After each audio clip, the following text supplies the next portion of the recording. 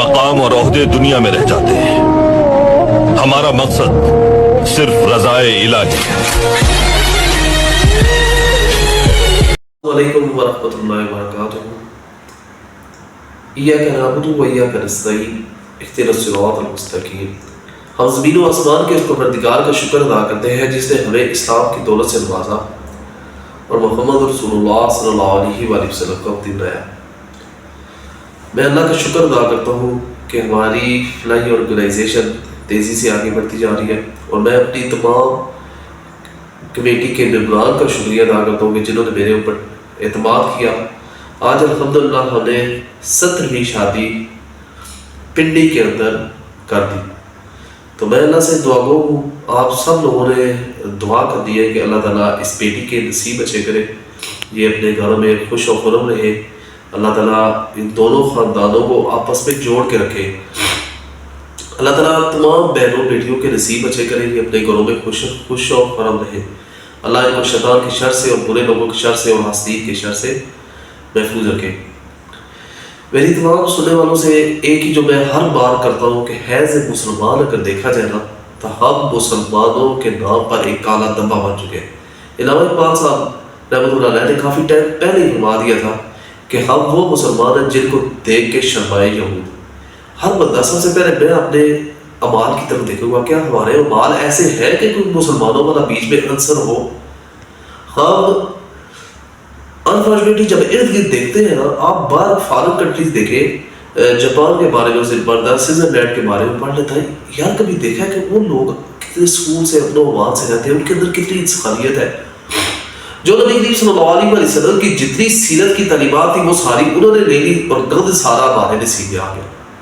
आज हम मुसलमान एक दूसरे को काटने की कोशिश कर रहे हैं, एक दूसरे को गिराने की कोशिश कर रहे हैं। शादी का टॉपिक है, शादी के करतूत जरा चेक करें। हम हमारे जो अमल है, क्या जब हम शादियां करते हैं तो हमारे कोई अमाल लगते हैं कि ये मुसलमानों की शादी हो रही है? जरा वलीमे और बारातें जरा चेक करें, ये कोई इंसानों वाला काम है? और फिर दूसरी बदकिस्मती ये है कि सारे काम काफिराना यहूदियों व हिंदुओं वाले हिंदवाना रस्म माड़ियाँ और दूसरा गदा हर बेहुदा काम, पता नहीं कंजर नचाने में इन लोगों को क्या सुकून मिलता है। बेहुदगी का गरीबों के नाम को देने के ऊपर तो बहुत पड़ती है। जितना खर्चा आप कर रहे होते हैं उतने से आप किसी और बहन बेटी की भी रोकसी करा सकते हैं ना, उसके ऊपर कभी आपने दिया है? ये खुसरे नचाने से और कंजरियाँ नचाने से आपके घर में अल्लाह की रहमत नाज़िल होगी?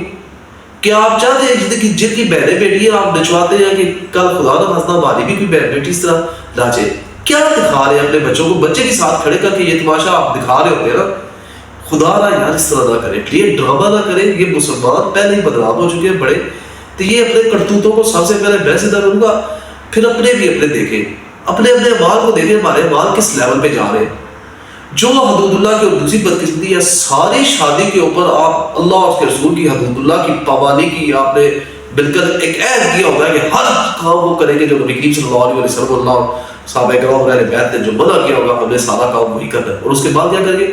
सारे बेहुदा काम करके हदूदुल्लाह को पामाल करके आखिर में सर पे कुरान ला के उसको रुखसत करते हैं। यार खुदा यार ये तमाशा ना करो दीन के साथ। ये कुरान इसलिए नहीं आया, जिस तरीकेकार के ऊपर आपने शादी की है ना, तो वो हिंदुओं वाली की है ना, तो हिंदुओं की वो किताब उठा के ना वो सर पे रख लिया करो। ये कुरान इस मकसद के लिए दी है। कल आपको देखेगा कोई गैर मुस्लिम देखेगा शायद इनका कुरान कह रहा है कि ये करतूत इनके करो। कुरान को बीच में ना लेके आओ, अपने करतूतों को खुद रखो। ये दीन की तौहीन ना करो, कुरान की तौहीन ना करो, अल्लाह और उसके रसूल की तौहीन ना करो। ऐसे मुसलमान हम वैसे ही बदतरीन किस्म के मुसलमान हैं। हम इस्लाम के नाम के ऊपर काले दबे हमारे अमाल, वो लोग अपने मुल्क के साथ कितने सिंसियर हैं, वो अपने लोगों के साथ कितने सिंसियर हैं कि उनका एक आदमी नीचे गिरता है तो उसको उठाने की कोशिश करते हैं। हाथ तो नीचे कटाई के शुक्र होते हैं, हाथ जो गिरा हुआ है उसको और ऊपर से दबाने की कोशिश करते हैं।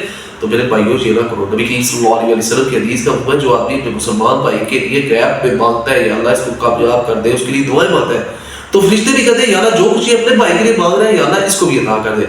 तो ये शादियों वाला जो टॉपिक है ना, इसमें हमारी शादियाँ जो है ना, मैं एक बार फिर कहता हूँ कि यार जब आप आज हमारी बहनों बेटियों के घरों में, हर बंदे के घरों में मसले बने हुए। मसले क्यों बने हुए? जब आप हदूदुल्लाह की पाबंदी करेंगे, अल्लाह और उसके रसूल को नाराज करेंगे, उनकी लड़ते लेंगे, तो आपके घर में खुशियाँ आएगी? कभी खुशी नहीं आएगी। इसलिए یہ لوگ کیا کہیں گے، اور خاص کر کے میری اپنی ماؤں بہنوں بیٹیوں سے، کیونکہ یہ جو ہے نا شادی کی عمر ایگری نہیں ہوتی. شادی تو ایک بار ہو گئی جی، باڑیاں کر لیتے جی، خسرے چاہ لیتے ہیں جی، کوئی اور بے ہوگی کر لیتے جی، لوگ کیا کہیں گے.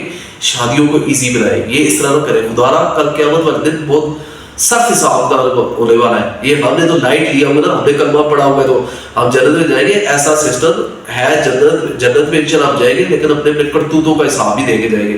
ایک حدیث ہے نبی کریم صلی اللہ علیہ وسلم کی حدیث کا حکم ہے کہ آدم علیہ السلام کو کہا جائے گا جنتی اور جنوی نہ کرے، تو کہیں گے کہ کتنے کریں، تو عرض ہوگا، فرمایا جائے گا کہ 9,000 میں سے 999 جنت میں، ایک جنتی.